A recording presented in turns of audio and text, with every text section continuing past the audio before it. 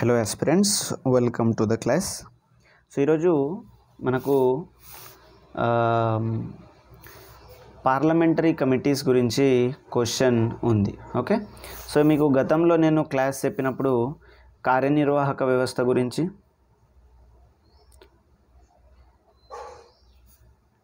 తర్వాత శాసన వ్యవస్థకి మధ్యలో ఉన్నటువంటి సంబంధాన్ని చర్చించినాము.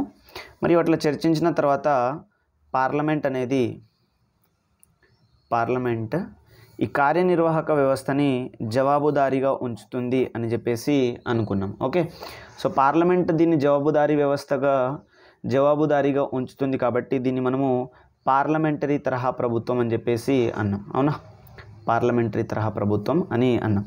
సో పార్లమెంట్లో మనకి రెండు సభలు ఉంటవి, ఒకటి రాజ్యసభ మరియు లోక్సభ. సో లోక్సభ అనేది జవాబుదారీగా ఉంచుతుంది.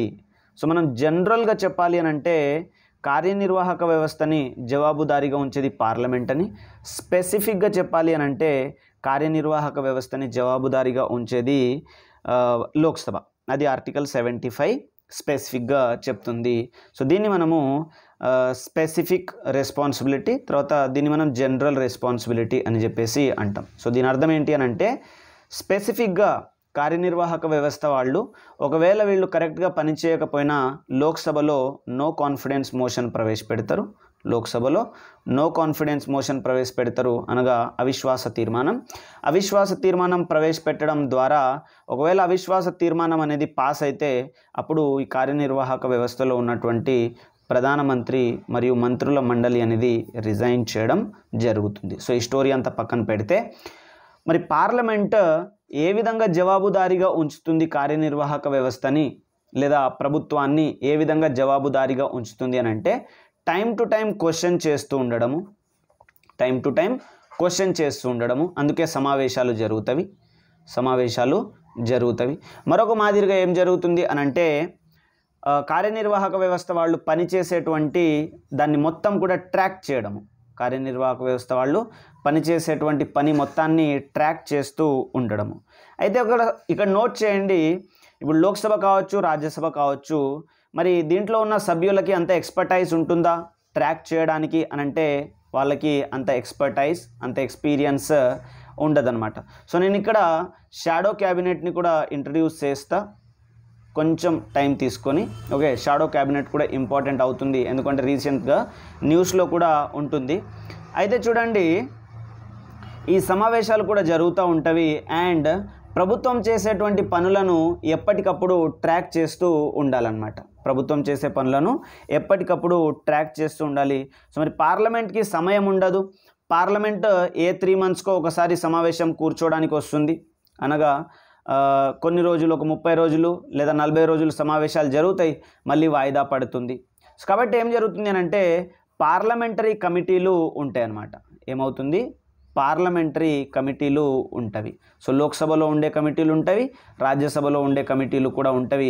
సో రెండు సభలకి కమిటీలు ఉంటాయి కాబట్టి వీటిని మనము పార్లమెంటరీ కమిటీలు అని అన్నాం. సో ఈరోజు మనం డిస్కస్ చేసేది పార్లమెంటరీ కమిటీల గురించి. వెరీ వెరీ ఇంపార్టెంట్, నోట్ చేయండి. ఓకే, సో మరి ఈ పార్లమెంటరీ కమిటీలు రెండు రకాలుగా ఉంటవి. ఒకటి తాత్కాలిక కమిటీలు మరియు రెండవది శాశ్వతమైనటువంటి కమిటీలు. ఒకవేళ తాత్కాలిక, శాశ్వతమైనటువంటి కమిటీలు ఇంగ్లీష్లో అడిగితే వీటిని తాత్కాలికమైనటువంటి వాటిని మనము యాడాక్ అని అంటాం, యాడాక్ కమిటీస్ అని అంటాం. సో వీటిని మనం శాసన కమిటీలను పర్మనెంట్ కమిటీస్ అని అంటాం. ఈ యాడాక్ కమిటీలు ఏమవుతాయి అంటే ఒక స్పెసిఫిక్ పర్పస్ కోసము కాన్స్టిట్యూట్ చేస్తారు. ఆ పర్పస్ అయిపోగానే అవి డిజాల్వ్ అవుతాయి. ఒక స్పెసిఫిక్ పర్పస్ కోసం కాన్స్టిట్యూట్ చేస్తారు, ఆ పర్పస్ అయిపోగానే డిజాల్వ్ అవుతాయి. కానీ ఈ యాడాక్ కమిటీస్ కాకుండా శాశ్వత కమిటీలు ఏవైతే ఉంటాయో అవి శాశ్వతంగా ఉండి time to time again and again వాటి యొక్క నిర్మాణం జరిగి ప్రభుత్వాన్ని కట్టుబెట్టి ఉంచడంలో, ప్రభుత్వాన్ని రెస్పాన్సిబుల్గా ఉంచడంలో పార్లమెంట్కి సహాయం చేయడానికి ఈ కమిటీలు ఉన్నవి. సో వీటిని మనము మినీ పార్లమెంట్ అని అనవచ్చు. పార్లమెంట్ అని అనొచ్చు, అనగా సూక్ష్మ పార్లమెంట్ అని చెప్పేసి అనవచ్చు. ఏమంటాం వీటిని మనము? సూక్ష్మ పార్లమెంట్ అని చెప్పేసి అనవచ్చు. ఎందుకు? పార్లమెంట్ చేయవలసినటువంటి పని, ఓకే, పార్లమెంట్ చేయవలసినటువంటి పని ఇవి చేస్తున్నవి కాబట్టి వీటిని మనము సూక్ష్మ పార్లమెంట్ అని అనొచ్చు. వీటిని అంటాము అంటే మనము పార్లమెంటరీ కమిటీలను,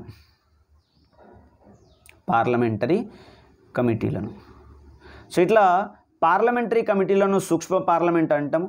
సో అవి రెండు రకాలుగా ఉంటవి, యాడాక్ కమిటీలు మరియు పర్మనెంట్ కమిటీలు.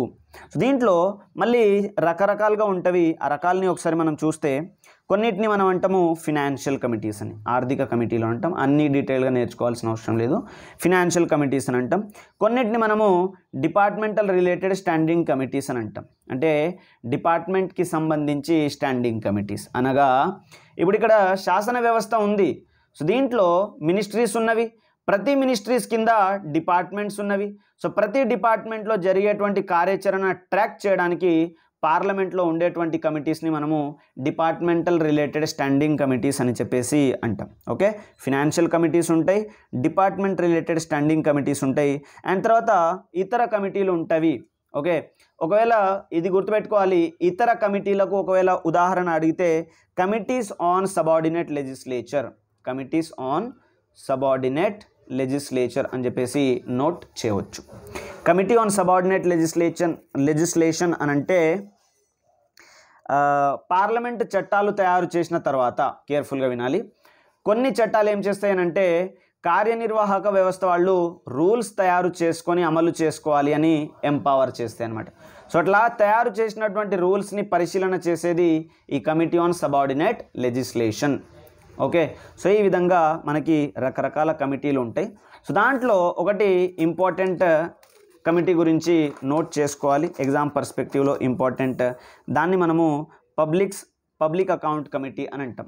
పబ్లిక్ అకౌంట్స్ కమిటీ తెలుగులో ఏమనొచ్చు? పబ్లిక్ అంటే ప్రజా, అకౌంట్ అంటే ఖాతా, కమిటీ అని అంటే కమిటీ, ప్రజా ఖాతా కమిటీ అని అనొచ్చు, లేదా మీకు తెలుగులో ఏమైనా ఉంటే చూసుకోండి. సో ఎప్పుడు స్టార్ట్ అయింది పబ్లిక్ అకౌంట్ కమిటీ అని అంటే 1921లో స్టార్ట్ అయింది. Point number 1 to be noted. తర్వాత ఈ కమిటీ యొక్క ఏర్పాటు కోసము రికమెండేషన్ ఇచ్చింది ఎవరు? రెండో point, Montagu Chelmsford reforms. Montagu Chelmsford reforms. So 1919లో మాంటేగ్ చేమ్స్ఫర్డ్ రిఫార్మ్స్ జరుగుతాయి కదా.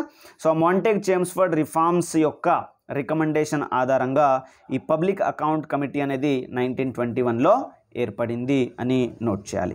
సో మరి దీంట్లో ఎంతమంది సభ్యులు ఉంటారు అని అంటే 22 మెంబర్స్ ఉంటారు. లోక్సభ నుంచి 15 మెంబర్స్, రాజ్యసభ నుంచి 7 మెంబర్స్.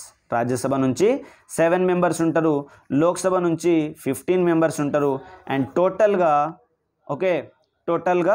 22 మంది సభ్యులు ఉంటారు అని చెప్పేసి నోట్ చేయాలి. సో ఇది పబ్లిక్ అకౌంట్ కమిటీ ఒక ఇంపార్టెంట్. తర్వాత రెండో ఇంపార్టెంట్ కమిటీ ఎస్టిమేట్స్. రెండో ఇంపార్టెంట్ కమిటీ ఎస్టిమేట్స్ కమిటీ. అంటే గణన అని అనొచ్చా, లేకపోతే what do you call estimates అని అంటే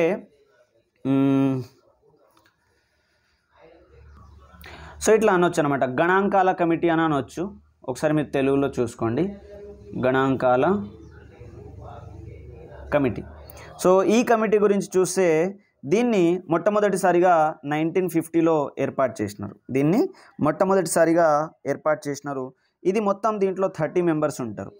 మొత్తం 30 మెంబర్స్. నోట్ చేయాల్సిన పాయింట్, ఈ 30 మెంబర్స్ అంతా కూడా లోక్సభకి చెందిన వాళ్ళే. సో ఎందుకు అని అంటే ఇప్పుడు మీరు గవర్నమెంట్ యొక్క ఎస్టిమేషన్స్ కూడా చూస్తే, ప్రభుత్వం బడ్జెట్ పాస్ చేసేటప్పుడు గవర్నమెంట్ యొక్క ఎస్టిమేషన్స్ కావచ్చు, లేదా గవర్నమెంట్ చేసేటువంటి డిమాండ్స్ ఫర్ గ్రాంట్స్, నిధుల కోసము డిమాండ్స్ ఫర్ గ్రాంట్స్ చేస్తారు. యాన్యువల్ ఫినాన్షియల్ స్టేట్మెంట్, బడ్జెట్ అనే పదం రాజ్యాంగంలో లేదు. ఆర్టికల్ 112 ప్రకారము యాన్యువల్ ఫినాన్షియల్ స్టేట్మెంట్ అని అంటాము. సో దాని ప్రకారము డిమాండ్స్ ఫర్ గ్రాంట్స్ని ఓన్లీ లోక్సభకి ప్రవేశపెడతారు. సో దాంట్లో ఎస్టిమేషన్స్ ఉంటాయి. కావున ఇట్లా గుర్తుపెట్టుకోండి, ఎస్టిమేట్స్ కమిటీకి ఉన్నటువంటి 30 మెంబర్స్ అందరూ కూడా లోక్సభకి సంబంధించిన వాళ్ళు అని చెప్పేసి నోట్ చేయాలన్నమాట. ఓకే, సో ఇదేం చేస్తుంది అని అంటే డిమాండ్స్ ఫర్ గ్రాంట్స్ని లోక్సభకి పంపించినప్పుడు ఈ ఎస్టిమేట్స్ కమిటీ మొత్తం కూడా చెక్ చేస్తుంది, చూస్తుంది. సో ఈ డిపార్ట్మెంట్స్ అనగా వివిధ రకాల వివిధ మంత్రులు ఎంతెంత అమౌంట్ని డిమాండ్ చేసినారు అని చెప్పేసి ఈ కమిటీ అనేది సూచన చేస్తుంది, ఈ కమిటీ అనేది పరిశీలన చేస్తుంది. ఓకే, సో దీంట్లో నోట్ చేయాల్సింది మనము ఈరోజు డిస్కస్ చేసింది పార్లమెంటరీ కమిటీస్ గురించి. సో ఈ పార్లమెంటరీ కమిటీస్ని మనము మినీ పార్లమెంట్ అని అనొచ్చు, పార్లమెంటరీ కమిటీస్ని మనము మినీ పార్లమెంట్ అని అనొచ్చు, ఒక పాయింట్. దాని తర్వాత ఇవి మనకి 2 రకాలుగా ఉంటవి అని నోట్ చేయాలి. పార్లమెంటరీ కమిటీస్ అనేవి 2 రకాలుగా, and they are common to both the houses. అవి 2 హౌసెస్కి కామన్గా ఉంటవి అనే పాయింట్ని కూడా నోట్ చేయాలి. అండ్ అవి రకరకాలుగా ఉంటవి. అండ్ ఆల్రెడీ చెప్పిన మినీ పార్లమెంట్ అంటున్నాము. అండ్ ఇవి they work as the watchdog of the executive. So ఎగ్జిక్యూటివ్కి చెక్ చేస్తుండడానికి ఇవి పనిచేస్తవి. And they work in help of or to help the parliament. So పార్లమెంట్ని హెల్ప్ చేస్తూ ఇవి వర్క్ చేస్తాయి అని చెప్పేసి నోట్ చేసినాం. అందుకే వీటిని మినీ పార్లమెంట్ అని చెప్పేసి అంటున్నాం. సో వీటిలో 2 ముఖ్యమైనటువంటి కమిటీస్ గురించి డిస్కస్ చేసినాము. ఒకటి పబ్లిక్ అకౌంట్స్ కమిటీ గురించి. ఇది 1921లో ఏర్పడింది. మాంటెగ్ చేమ్స్ఫర్డ్ రిఫార్మ్స్ ఆధారంగా 15 members from the Lok Sabha, 7 members from the Rajya Sabha, టోటల్గా 22 మెంబర్స్ అని చూసినాము. తర్వాత సెకండ్ వన్ వచ్చేసి ఎస్టిమేట్స్ కమిటీ. సో ఎస్టిమేట్స్ కమిటీని గణాంకాల కమిటీ అని అంటాం. 1950లో ఏర్పడింది. అండ్ దీంట్లో 30 మెంబర్స్ ఉంటారు, ఆల్ ఫ్రమ్ ద లోక్సభ. అందరూ కూడా లోక్సభ నుంచే ఉంటారు అని చెప్పేసి నోట్ చేయాలి. So this is again important for the group 2 perspective. Okay, so you can watch this video and share your opinion and feedback. ఏమైనా రిక్వెస్ట్ టాపిక్స్ ఉన్నా, డౌట్స్ ఉన్నా కూడా you can ask me and feel free to contact 8247-806-807 only WhatsApp message only. Okay, so thanks for attending the session and we'll be meeting in the next session again.